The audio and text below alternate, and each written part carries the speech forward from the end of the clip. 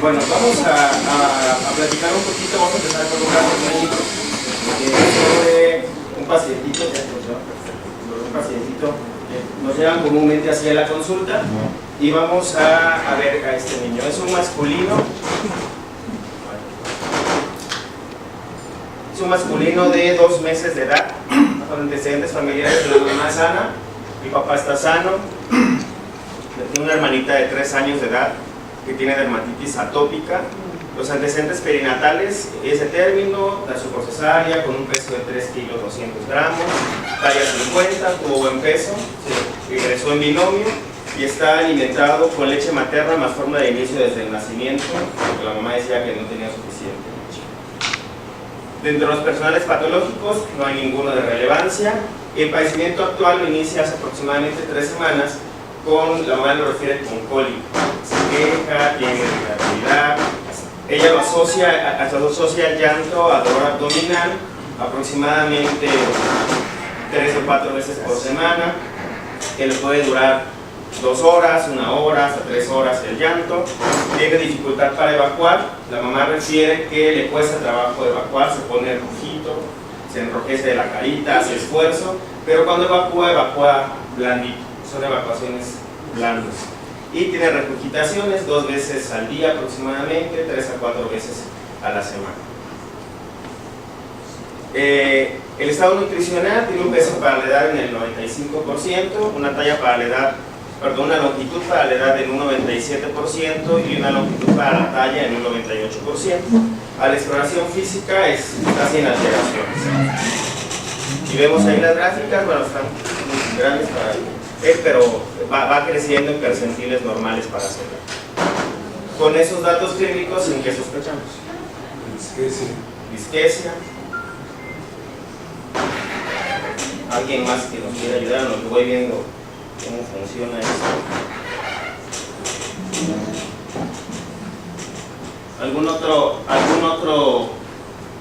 otra sospecha diagnóstica que ustedes tengan? Con la regurgitación, cólicos, dificultad para evacuar.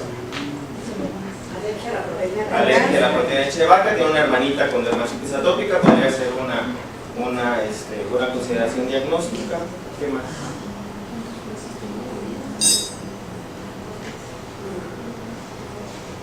Bueno, tenemos esas consideraciones diagnósticas y ahora así le llegó a la consulta, ¿cómo lo trataría?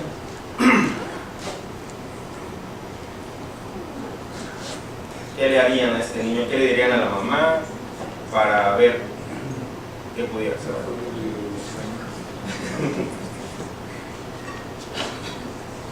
Bueno, vamos a platicarlo. Vamos a hablar de trastornos gastrointestinales del lactante. Esa es una patología muy común. Los objetivos de la plática son conocer qué son, cuál es la causa y si existe alguna causa para esto, la identificación de signos de alarma y cómo vamos a tratar a estos pacientes. La definición de los trastornos gastrointestinales funcionales es que son una combinación variable de síntomas que son gastrointestinales crónicos, recurrentes, que no son explicados por anormalidades estructurales o bioquímicas. Son dependientes de la edad, no se pueden explicar bajo una condición médica después de una evaluación apropiada. Y recordemos, actualmente están los criterios de Roma 4 para los trastornos gastrointestinales funcionales, que los va a dividir en niños menores de 4 años o niños mayores de 4 años. Antes del 2016 estaban los criterios de Roma 3, que eran los que nosotros utilizábamos, y que la mayoría de los estudios clínicos que se han hecho son mediante estos criterios. Esta es la publicación actual del año pasado y tenemos que están dentro de la clasificación del grupo G y son todos estos que vemos acá. No tengo señalador, pero voy a buscarlo acá. Entonces vamos a tratar ahorita regurgitación, cólico, disquesia y constipación funcional, que son muchos. Todos estos, como dijimos, van a tener una edad de presentación. Tenemos la regurgitación del infante, que puede ir desde los primeros días de vida, junto a los 5 meses aproximadamente, que es cuando se empieza a resolver. El cólico, que puede presentarse, hasta los 12 meses, el cólico en los primeros días de vida, hasta los 5 meses. La disquesia, que puede presentarse hasta los 9 meses, en los criterios de Roma 3 se clasificaba hasta los 6 meses de edad. Y la constipación crónica, que puede ir desde los primeros días de vida hasta la edad de adulto, que muchos podemos tener aquí constipación intestinal, que es peor. Y aquí están las edades de presentación en las que podemos tenerlo. Cada uno tiene un pico máximo de presentación. Por ejemplo, la regurgitación del infante tiene un pico a los 4 meses, que es el 41-67% de los pacientes van a regurgitar lechita. Y es un trastorno funcional gastrointestinal y no es una enfermedad por reflujo gastroesofágico. Se hizo este estudio donde buscaron la prevalencia de síntomas gastrointestinales en 150 pediatras que siguieron a lactantes desde el nacimiento hasta los 6 meses de edad, y ellos vieron en su consulta cuál era la cantidad o la prevalencia de pacientes que llegaban con síntomas gastrointestinales. Y aquí encontraron que el 55% de estos niños llegaba con algún síntoma, que fuera diarrea, vómito, constipación, cólico, regurgitación. La fisiopatología es compleja, hay una interacción de la vulnerabilidad genética, ambientales, psicológicos, psicosociales, la habilidad del sistema nervioso central y digestivo para poderse adaptar a esto, y puede haber una disfunción del eje cerebro-intestino. Aquí lo que pasa con el pacientito o con el niño es que tiene un aumento en la percepción de los síntomas y que van a alterar la calidad de vida de los pacientes y sus familias. Hemos visto a niños con cólico, cómo nos hablan los papás.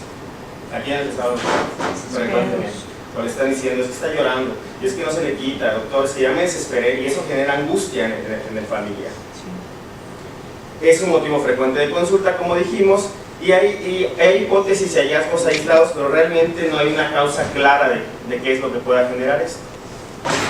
Antes de continuar, vamos a hablar de la microbiota intestinal. Se está hablando mucho de la microbiota intestinal en los congresos a los que vamos. Se nos habla mucho de cómo esto está generando modificaciones en la vida y en la salud de los pacientes. Generalmente los niños, cuando son pequeños, tienen predominio de bacteroidetes sobre firmicutes, que son un tipo de bacterias, y posteriormente, conforme va pasando la edad, a los 2 años aproximadamente, ellos alcanzan, a los 2-3 años, alcanzan la madurez que tiene el adulto, que es mayor predominio de firmicutes. Aquí lo importante es ver que esta microbiota intestinal, cuando se altera, puede generar puede generar problemas de salud en nuestros pacientes. Un niño alimentado al seno materno tiene una microbiota diferente a un niño alimentado con fórmula, sin adición de prebióticos microbióticos, y entonces puede generar ciertos problemas en el paciente, ¿no? El predominio de bifidobacterias y lactobacilos, que son bacterias buenas, digamos, son las que van a estar en predominio de los pacientes que tienen alimentados a la leche humana, y esto va a generar que tengan una mejor salud. Eso ya lo conocemos, ¿no? Al final nosotros abogamos porque el paciente o porque el niño consuma leche humana. Los probióticos van a modular vías de señalización específicas. ¿Qué significa esto? Que van a actuar en diferentes niveles, y no todos los probióticos sirven para todo. No puedo decir voy a darle tal probiótico porque le va a servir para todo, ¿no? Para la uña del pie que se le encarnó algo. Tenemos que dar el probiótico específico, y es lo que nos dicen. El efecto del probiótico es aplicable a la cepa, a la edad, a la condición clínica específica, que son evaluadas en los ensayos clínicos controlados y revisiones, y que no se deben extrapolar para otra cosa, porque tenemos que ser específicos de qué es lo que queremos tratar con el paciente. Ahora sí vamos a hablar del reflujo o la regurgitación del infante, que es diferente a la enfermedad por reflujo gastroesofágico. El reflujo gastroesofágico todos lo conocemos, es el paso del contenido del estómago hacia el esófago, ¿no? Cuando este contenido pasa o es evidente, lo llamamos regurgitación, que como dijimos anteriormente, de un 41 a un 67% se va a presentar mayormente como pico a los 4 meses de edad. La regurgitación del lactante como un trastorno gastrointestinal funcional es muy común en el primer año de vida. ¿Quiénes recibimos pacientes que regresan leche frecuentemente? Todos recibimos pacientes que dicen, es que saca un poquito la leche, ¿no? Entonces, hasta los 12 meses esto es algo común que tenemos en los pacientes. Aquí la ventaja es que cuando aprendemos a reconocerlo, entonces evitamos estudios innecesarios y tratamientos innecesarios porque está quitando el paciente. Entonces damos el tratamiento oportuno, y vemos en esta diapositiva como el pico máximo, como decíamos, se presenta a esta edad, y conforme pasa la edad va disminuyendo el número de eventos de reflujo o de episodios de reflujo que tiene el paciente.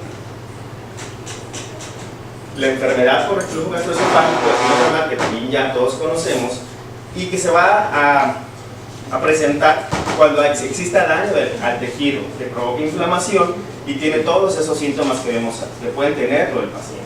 Y entonces en ese momento pues sí tenemos que tratar la enfermedad gastroesofágica. En un niño que pueda tener apnea obstructiva, enfermedad pulmonar por aspiración, disfagia o faringia, falla para crecer y esofagitis. Si el paciente empieza en el periodo neonatal precoz, pues decimos, a ver, ¿por qué está vomitando tanto? Tiene otra cosa, ¿no?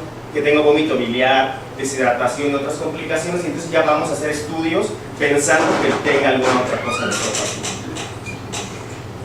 Los criterios de Roma 4 incluye ambos de los siguientes, dice aquí, en niños sanos de 3 semanas a los 12 meses de edad, y se reporta como regurgitaciones 2 o más veces al día, por 3 o más semanas, pero que no tienen náuseas, no tienen hemorragia como digestivo, no aspiran, todo lo que vimos anteriormente. Entonces es un niño que regresa a lechita, lo que decíamos como el regurgitador feliz, ¿no? Entonces este paciente no tiene enfermedad por reflujo gastroesofágico y debemos de tratarlo de manera diferente. ¿Qué podemos hacer con estos pacientes? La mejoría se refiere en un 90% a ser espontánea a los 12 meses de edad. El objetivo de tratamiento de estos pacientes es dar seguridad a los cuidadores, ¿no? Comentarle que los síntomas van a ir mejorando paulatinamente, pero debemos explicarle y darle datos de alarma, porque si en algún momento presenta síntomas de enfermedad por reflujo gastroesofágico, tenemos que prevenir las complicaciones que pueden ser secundarias a esta patología. Esto no requiere tratamiento medicamentoso. Entonces, si nos llega el niño con 2 regurgitaciones o más al día, no le voy a dar procinético. Si es un niño que no tiene falla para crecer, si es un niño que aparentemente luce sano y que en la exploración física que nosotros hicimos luce sano, entonces no dar procinético, no dar inhibidor de bomba de protones, no dar bloqueador H2, ¿no? Porque no estamos tratando una enfermedad por reflujo gastroesofágico. El manejo puede ser conservador, podemos dar una posición después de comer, tenemos que vigilarlo bien, porque lo que se recomienda es que esté de cúbito lateral, izquierdo, por ejemplo, pero no podemos dejarlo sin vigilancia o por mucho tiempo por el riesgo de muerte súbita. Se menciona también la fórmula espesada o especial. Actualmente con las fórmulas especiales ya no es necesario espesar la fórmula con cereales. No pedimos series, no pedimos gamagramas, no pedimos endoscopías, porque es un paciente que luce sano. Generalmente queremos hacer la serie para ver si hay reflujo gastroesofágico. Recordamos que la serie tiene una sensibilidad del 31% al 86%. Entonces no es diagnóstica para enfermedad por reflujo gastroesofágico. No nos sirve para descartar alteraciones estructurales. El gamagrama nos va a servir para ver el vaciamiento gástrico, no para ver enfermedad por reflujo gastroesofágico. Y la endoscopía en un 60% son normales. Entonces, si no estamos sospechando que el niño tenga una enfermedad por reflujo gastroesofágico o alguna otra patología, no es necesario hacer estudios, ¿no? Es un trastorno funcional que mediante el interrogatorio que nosotros vimos y la exploración física del paciente, vamos a ver que este paciente no requiere más estudios de esto. Este es un algoritmo muy bonito, está en internet y está gratis, es del Dr. Van der Plas del 2015 y nos pone todo lo que acabamos de platicar. Es un niño que tiene más de 3 semanas, menos de 12 meses, 2 regurgitaciones por día, más de 3 semanas. Siento que estoy gritando mucho. ¿No? ¿Sí se oye bien? A ver, ahí se oye, no se oye. Bueno, aquí vamos a continuar así. Aquí lo importante es, tenemos un niño que tiene datos clínicos de una regurgitación de lactante que no cumple criterios para enfermedad por reflujo gastroesofágico, que tiene buen peso, ¿sí? Que no tiene banderas rojas. Entonces tenemos que preguntarle, lo que hacemos frecuentemente, ¿cómo le da de comer? ¿No? Le doy fórmula materno y de fórmula le doy, me han tocado, 8 onzas cada 3 horas, ¿no? Está sobrealimentado el paciente y entonces está regresando la leche, entonces nos vamos hacia otro diagnóstico, ¿no? Hay un problema en la técnica de alimentación, nos dice acá, ¿qué es lo que tenemos que hacer? Bueno, ya vimos aquí que es un niño bien, en la frecuencia de alimentación hay alguna alteración, lo corregimos. ¿Qué es lo que se nos recomienda? según estos criterios, tenga en cuenta cambiar una fórmula parcialmente hidrolizada. Y ahorita vamos a ver por qué. Si el niño también no tiene ningún dato de alarma, pensamos que es una regurgitación fisiológica, tenemos que tranquilizar a los papás y, si fuera necesario, dar una fórmula AR, ¿no? Si no es alimentado el seno materno. Si es alimentado el seno materno, tiene que continuar con el seno materno, no lo podemos usar. Vean esta diapositiva. Aquí lo que vemos nosotros, ¿qué es lo que pasa con los pacientes que son alimentados con una fórmula del suero parcialmente hidrolizada, una proteína intacta predominantemente del suero y una intacta de caseína?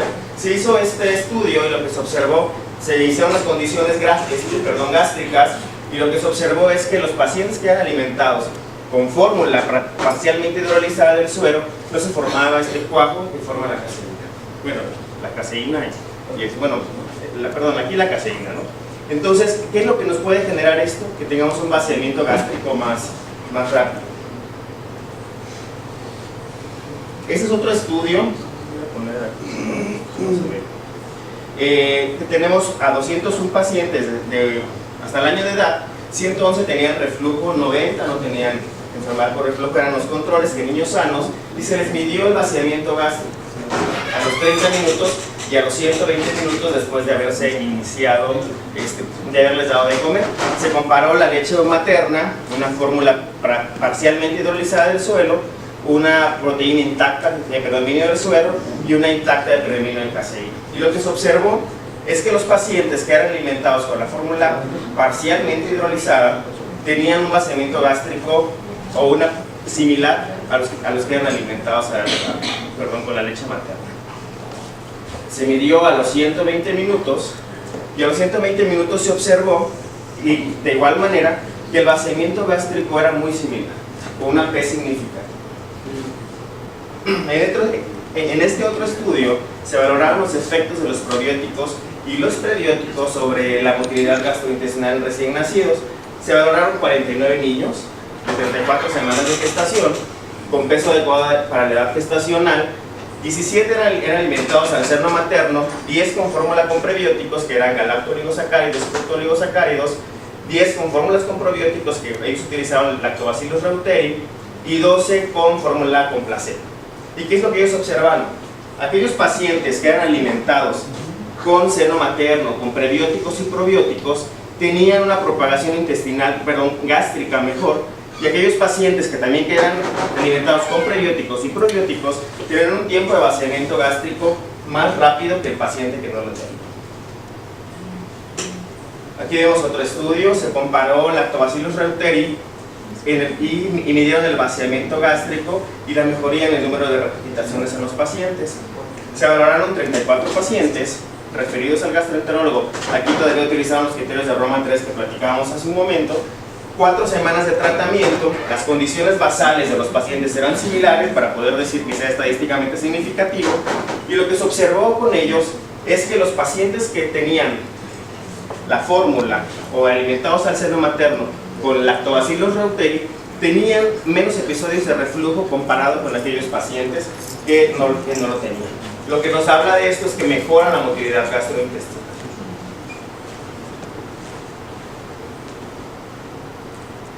En las recomendaciones es lo que vamos a decir siempre. Todos estamos casados con la leche materna, ¿no? Pero ¿qué pasa si el paciente no puede consumir leche materna? Entonces tenemos que buscar opciones, y es donde tenemos que buscar la mejor opción para nuestro paciente. Y lo que se ha recomendado, de acuerdo a lo que hemos visto, es que podemos dar una fórmula que esté adicionada con prebióticos, que es el alimento del probiótico, y lactobacillus reuteri es el que ha sido estudiado más en vaciamiento gástrico, y una proteína parcialmente hidrolizada del suero. ¿Alguna duda hasta ahí? No, pues vamos a continuar. Ahora vamos a hablar del cólico como otro trastorno gastrointestinal funcional. Esta es una manifestación clínica, ¿sí? En la inmensa mayoría de los casos es un proceso benigno que va a tener su mayor pico entre las 4 y las 6 semanas, que puede empezar entre las 2 y 4 semanas aproximadamente, y que va a terminar probablemente hasta los 5 meses de edad. El 20% de los niños van a ser reportados con periodos prolongados de llanto, cólico, que los papás lo llaman cólico, llora mucho. Es que se la pasa llorando y como diciendo que le duele su pancita, ¿no? Es como el comentario de los papás, y que es difícil de calmar. Eso es angustiante para el familiar, ¿no? Y muchas llamadas o muchos WhatsApps ahorita que están así, parece que no se le quita el dolor, ¿no? Genera ansiedad e impotencia para los papás y también para los médicos que luego estamos viendo los casos. Actualmente los criterios de Roma 4 van a incluir esto: son lactantes menores de 5 meses, que es cuando pueden empezar los síntomas o terminan, que tienen periodos prolongados y recurrentes de llanto, de lactante, molestia o irritabilidad, que lo manejan también como pujo, que es reportada por los cuidadores, que va a ocurrir sin una causa obvia y que no pueden ser prevenidos o resueltos por los cuidadores. Pero aquí lo importante para decir que es funcional es que no tiene falla en el crecimiento, no se asocia a fiebre o no tiene ninguna otra enfermedad en el paciente. ¿Recuerdan estos criterios de Bessel? La regla de los 3, ¿no? Que nos decían que el niño debe llorar más de 3 horas al día, por más de 3 días por semana, por más de 3 semanas. Actualmente se consideran como arbitrarios. En la nueva revisión del 2016 de los criterios de Roma 4, se comentó que era arbitrario porque un niño que llora 2 horas con 50 minutos, pues tiene el mismo llanto y angustia igual a los papás que el niño que llora 3 horas. Entonces, si llora un poquito menos, no significa que no tenga cólico de lactante, ¿no? y que no va a generar ansiedad en los papás. Otro punto que se señala ahí es que hay aspectos culturales. Hay niños que lloran más que otros niños, y eso es cultural. Y son muchas veces imprácticos para usar, porque hacer un diario de 7 días realizado por el cuidador, parece que sean 3 horas, va a contar. Empezó a llorar a las 2:50 de la madrugada y terminó de llorar a las 3 de la mañana. Entonces se anota 30 minutos, ¿no? Y luego en el transcurso del día va a anotar otros 30 minutos y así va hasta que llega a las 3 horas realmente, y por 7 días no, es un poco complicado que se lleve a cabo esto. Que sí es el más aceptado, el diario realizado por el cuidador, porque al final es el que nos va a llegar a la consulta, y muchas veces llegan las abuelitas y nos dicen, ¿y la mamá? No, es que yo soy el que la cuida, ¿no? ¿A cuánto nos pasa eso? No, es que yo soy el que lo cuida, entonces la mamá la dejan afuera y pasa la abuelita o quien cuida al paciente, ¿no? Entonces el cuidador es muy importante, no le debemos hacer a un lado, porque es el que realmente está viendo al niño y es el que nos da la opinión un poco más objetiva de lo que está pasando con nuestro paciente. No hay una causa única, puede ser multifactorial. Se habla de un componente neurológico, como un síndrome conductual, y en algunos estudios se ha observado que puede ser como una manifestación inicial de migraña que se va a manifestar posteriormente, ¿no? Se han hecho esos estudios, vamos a ver qué nos arroja la evidencia posteriormente. Se habla de inmadurez de la barrera mucosa, inflamación. Si se les hace calprotectina fecal, puede salir alta porque tiene un proceso inflamatorio intestinal. La motilidad intestinal puede estar deficiente. Se ha visto que la microbiota intestinal, antes llamada flora intestinal, ahora digamos microbiota intestinal, se ve alterada en los pacientes que tienen cólico y que puede cursar con deficiencia transitoria de lactasa de estos pacientes. Ahorita vamos a ver cada uno de ellos.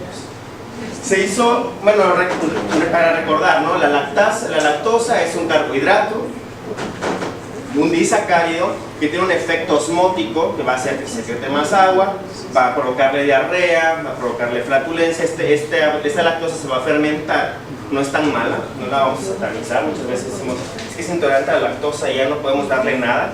Recordemos que la lactosa al final es un prebiótico, ¿no?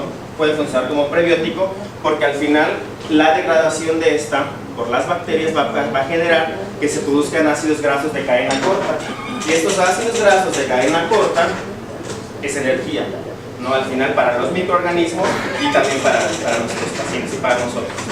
Entonces tenemos el niño con intolerancia a la lactosa que puede tener todos estos síntomas. Si se les hace una medición a aquel paciente que tiene intolerancia parcial a la lactosa, se puede observar que existe el hidrógeno aspirado es mayor en aquel paciente que tiene una fórmula con lactosa, aquel que no la tiene. ¿Por qué bajo en lactosa? Porque reduce el tiempo de llanto, no la vamos a quitar en un 100%, pero al decir que tiene una deficiencia transitoria o parcial de la lactosa en este paciente, se podría beneficiar en una fórmula que tenga reducida la lactosa. Pensamos en alergia a la proteína de leche de vaca en nuestro pacientito por los síntomas que tenía.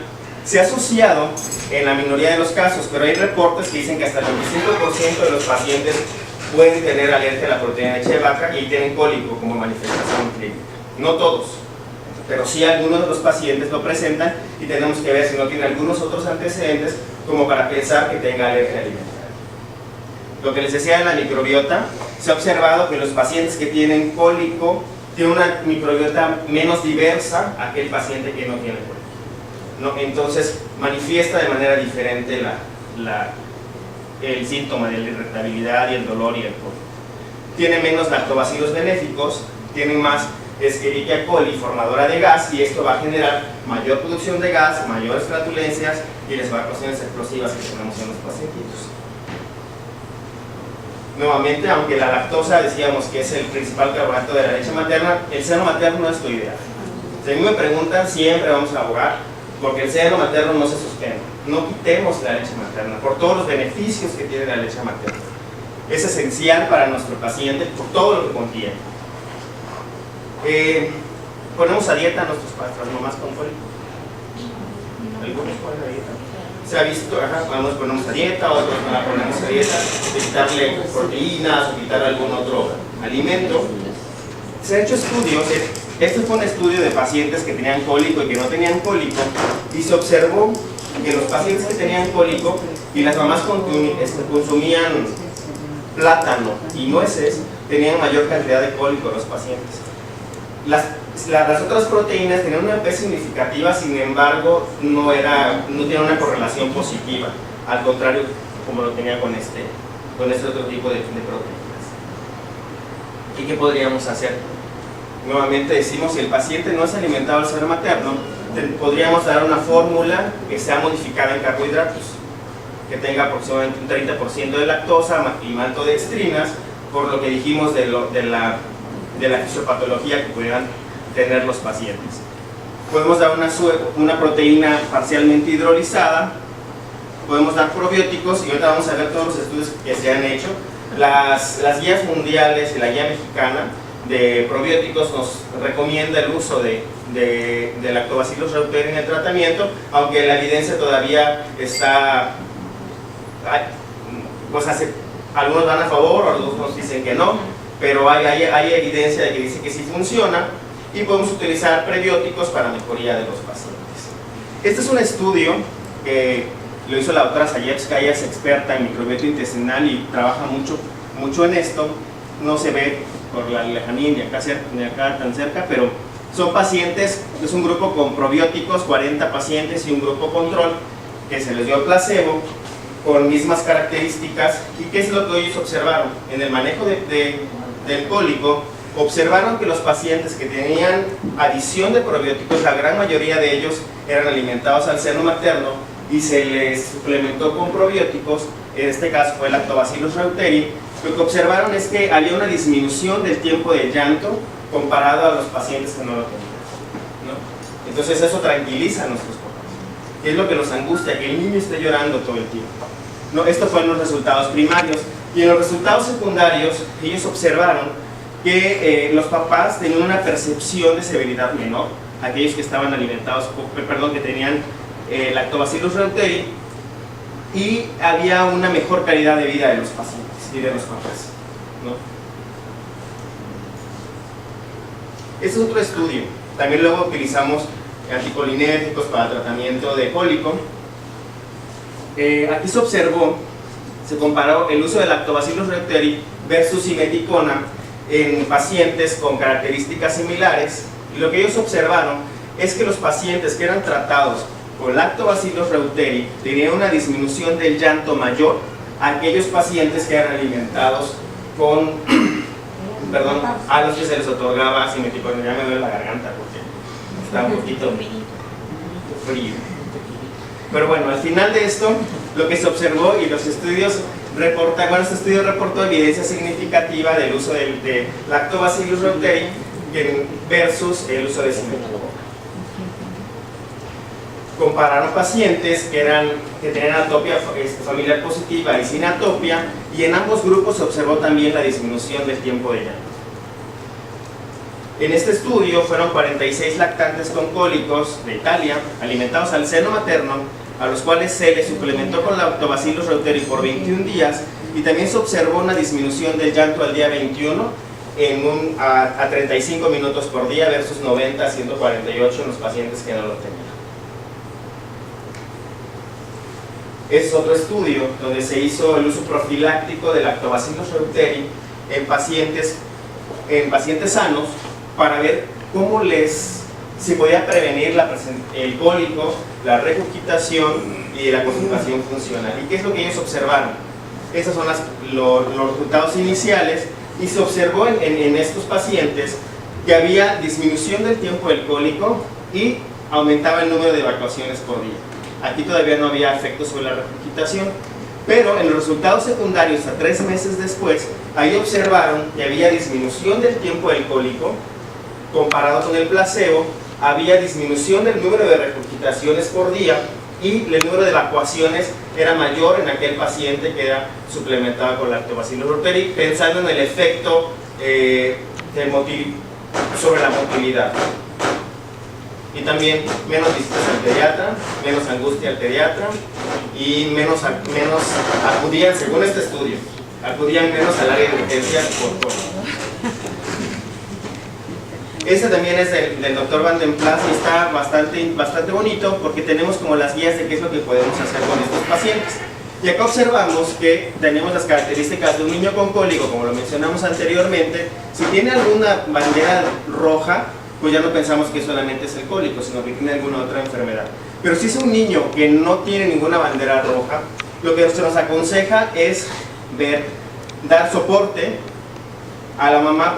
Aquí nos guía el doctor Van den Plas una dieta de restricción si el niño es alimentado al seno materno, o valorar una fórmula parcialmente hidrolizada con galactoligosacáridos, con fructoligosacáridos y con modificación en el beta-palmitato para mejorar el número de evacuaciones, hacer las heces más blandas.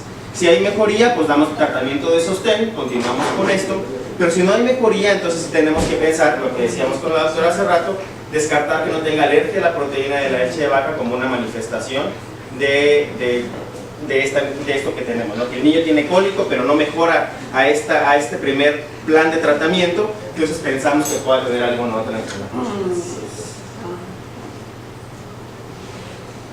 ¿Hasta ahí alguna otra? Vamos a ver otra cosa. Trastornos de la defecación, lo que decía el doctor, ¿no? Tenía datos de disquesia. Era un niño que evacuaba blando, pero que tenía esfuerzo al momento de evacuar. Y aquí los criterios de Roma 4 nos dicen que es un lactante menor de 9 meses de edad, hasta 9 meses de edad, que debe cumplir con todos los siguientes, y dice al menos 10 minutos de esfuerzo y llanto antes del paso exitoso o no de las heces. O sea, puede evacuar o no puede evacuar, ¿vale? Bueno, sí, vamos a participar todos juntos, pero que no tiene ningún otro problema de salud, ¿no? Entonces, vimos que es un niño sano, que le cuesta trabajo evacuar, que así nos llegan también, es que no puede hacer popó, y cuando hace, ¿cómo hace? No, pues hace aguadito y hace blandito, ¿no? Entonces, muchas veces los niños menores de 6 meses tienen una inmadurez todavía, y esto puede ser normal en los pacientes y catalogarlo como un trastorno funcional. A diferencia del estreñimiento funcional, esto lo vamos a catalogar en niños menores de 4 años, recordemos que están los criterios de Roma para niños mayores de 4 años, preescolares y adolescentes. Y los pacientes pueden presentar 2 o más de los siguientes durante un mes: 2 o menos evacuaciones por semana, ¿no? Si evacúa un día sí y un día no, pero son de características normales, ¿qué le decimos a la familia? Es su patrón de evacuación normal, no tiene alteraciones en el crecimiento, así evacúa, nada más hay que estar originando, o sea, decirle a la familia no va a haber problema. Pero si en algún momento pasa otra cosa, pues tenemos que identificar. Historia de retención fecal excesiva, dolor o movimientos intestinales intensos, historia de heces de gran tamaño que pueden, bueno, ahí todavía no, porque están chiquitos, no tienen control de esfínteres, y presencia de fecalomas en el recto. Al momento que hacemos el tacto rectal, tiene un fecaloma, ¿no? En los niños que ya tienen control de esfínteres tenemos que adicionar que al menos tenga un periodo, un episodio por semana de incontinencia fecal.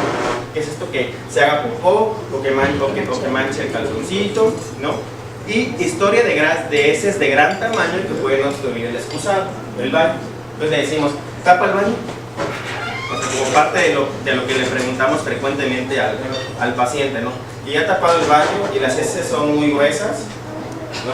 Se queja de dolor abdominal, evacúa, cada que tiempo evacúa, ¿no? Las evacuaciones son duras, evacúa con esfuerzo, todo eso lo que le preguntamos frecuentemente al paciente, ¿no? La prevalencia de esto es del 3%, del 0.7 al 29.7%, y generalmente en el primer año de vida se presentan en el 2.9%, en el segundo en el 10.1%, y no hay diferencias en el género, se distinguen igual las niñas que los niños. El 5% de la consulta pediátrica y el 25% de la consulta de gastroenterología pediátrica, hasta el 30-35% pudiera ser. No tenemos frecuentemente este problema porque es angustiante para los papás el que no evacúe su hijo. En la etiología se habla igual lo que decíamos en cuanto a la disquesia y madurez del sistema gastrointestinal, que existan alteraciones en la motilidad gastrointestinal, maduración de la secreción de enzimas y alteraciones en el microbioma. ¿Qué es lo que tenemos que hacer cuando nos llega un paciente con estreñimiento o con disquesia? Primero, ver si realmente es un niño sano. Un niño con estreñimiento funcional generalmente crece sano, crece en percentiles normales para su edad. Un niño que tiene otro problema orgánico, una enfermedad de Hirschsprung, por ejemplo, se va quedando pequeñito y las características del patrón de evacuaciones son diferentes a las que vemos en estos pacientes, ¿no? Signos de alarma, que los vamos a ver más adelante, y el tratamiento que tenemos que dar. Nosotros, ahí en el Hospital de la Raza, ocupamos yo les digo, no sé si lo puedo decir, pero les digo cacómetro, para que se rían los niños, porque es la forma como yo les digo que comparen cómo evacúan para corroborar si está teniendo algún problema. Es la escala de Bristol, ¿no? Entonces, con esto nosotros podemos decirle si está haciendo popó normal o está evacuando normal o no el paciente. En la exploración física, pues lo que dijimos, ver el estado nutricional. Si el estado nutricional está afectado, pues buscamos alguna otra causa, ¿no? En el abdomen, pues tocamos, palpamos, vemos si hay una masa que está ocupando el abdomen, si hay distensión, si hay dolor abdominal.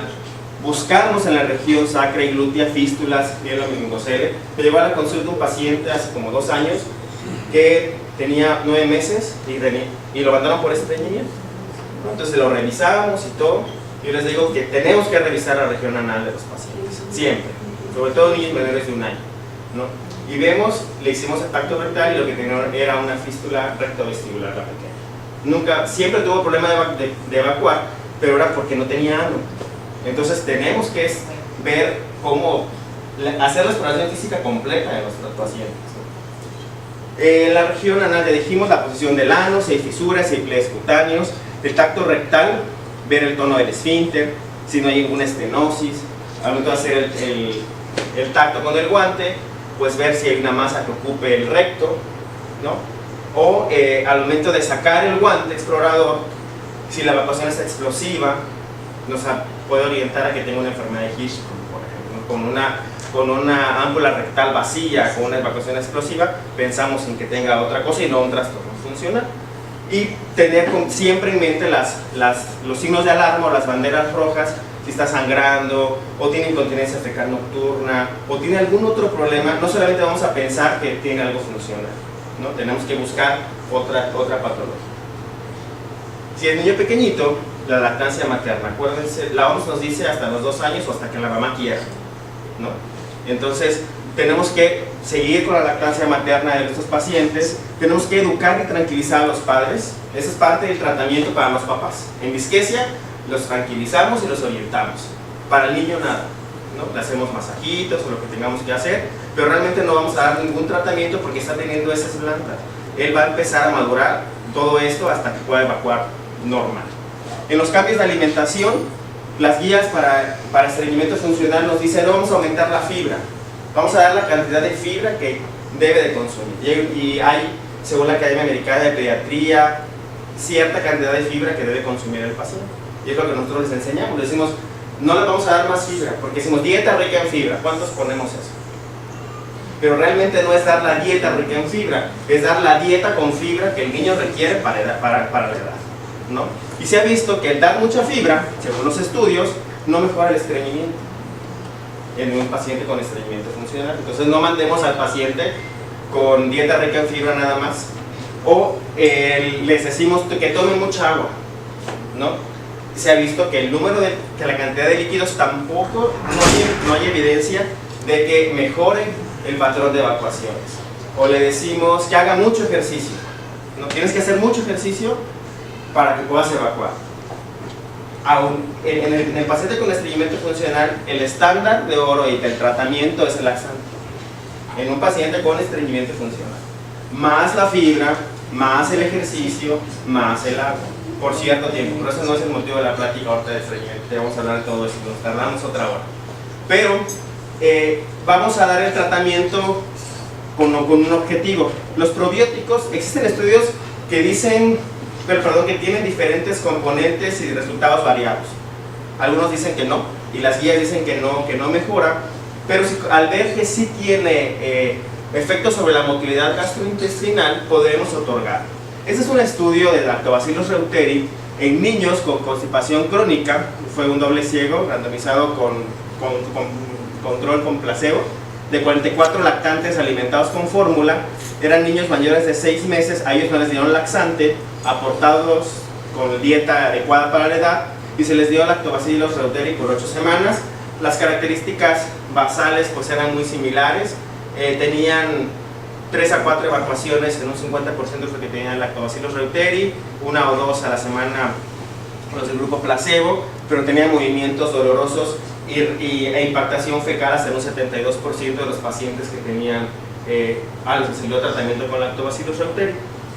Y esto es lo que ellos encontraron, que esta fue la semana 0 y el número de evacuaciones que tenían por semana, y se vio que los pacientes que eran suplementados con Lactobacillus reuteri tenían mayor número de movimientos intestinales a diferencia de los pacientes que no lo tenían, ¿no? Y este es lo mismo del Dr. Van den Plas, y ya lo platicamos, ¿no? Aquí lo que tenemos que ver es si el paciente no tiene mejoría y vemos que sí es un trastorno funcional, pues hay que dar tratamiento con laxantes. Se ha asociado estreñimiento con alergia alimentaria. Entonces, si no responde al tratamiento y es un niño pequeño y tiene antecedentes de atopia familiar o tiene algún otro antecedente o alguna otra manifestación a algún otro nivel, a nivel respiratorio o dermatológico, podemos sospechar y pensar que puede tener alergia a la proteína de leche de vaca, y que nos recomiendan que podamos dar aquí en este paciente, si ya le dimos la fórmula que comentamos anteriormente y no mejora, pensar que puede tener alergia a la proteína de leche de vaca, y tenemos que hacer la prueba terapéutica, que ya todos conocemos. En las recomendaciones para el estreñimiento funcional, no mandemos al acondicionamiento a control de esfínteres antes de los 2 años. Empecemos después de los 2 años. En niños con estreñimiento, vamos a disminuir alimentos astringentes que los estreñen. Mi speech que le digo a los pacientes es: si nos da diarrea, ¿qué nos da la mamá o nos da la abuelita? Caldito de pollito, con arrocito, ¿no? Las harinas estreñen también. Entonces tenemos que tratar de evitar alimentos que puedan generar estreñimiento. Aquí le puse incremento de alimentos altos en fibra. Sí, no dar más fibra, pero sí alimentos que contengan mayor cantidad de fibra. Las frutas que se puedan comer con cáscara, pues que se las coman con cáscara, pero y es común que la mamá dice: no, te la voy a pelar, ¿no? Entonces te pela la manzanita o la pera y se la come solita. Entonces tenemos que orientarlo, que debe ser diferente.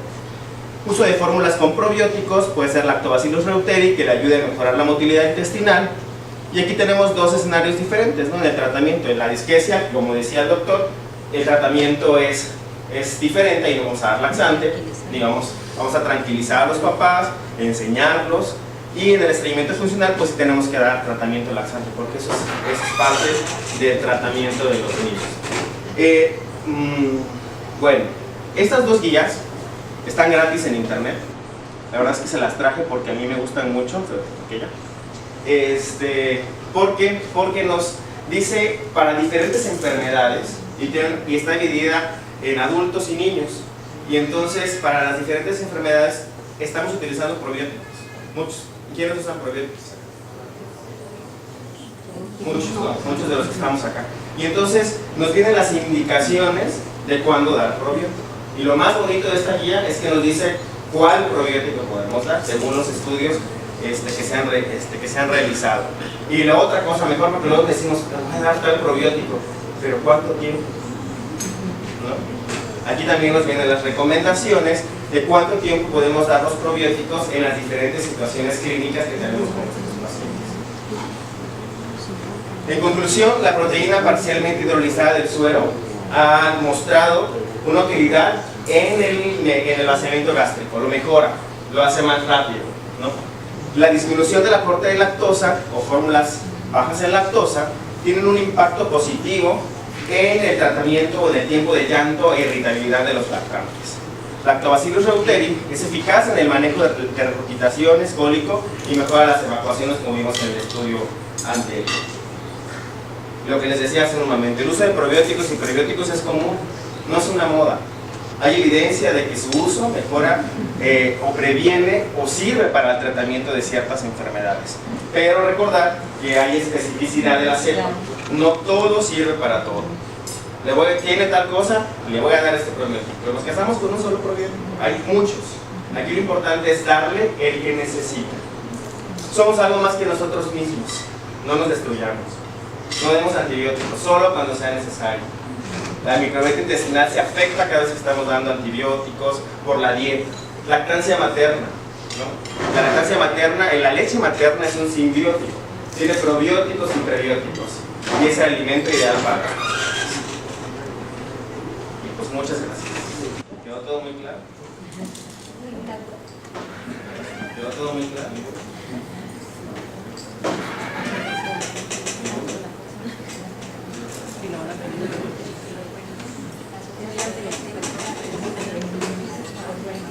Así se